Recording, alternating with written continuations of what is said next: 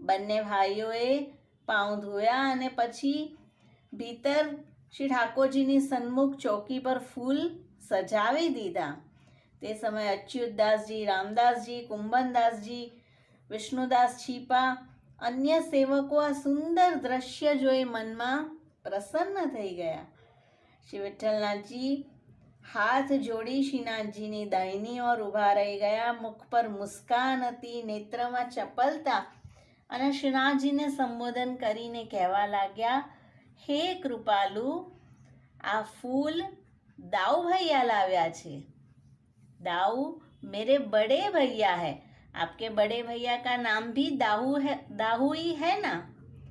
इन फूलों को आप अंगीकार कर लेना.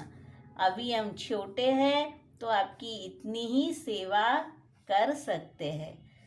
અને પછી શ્રીનાથજીને દંડ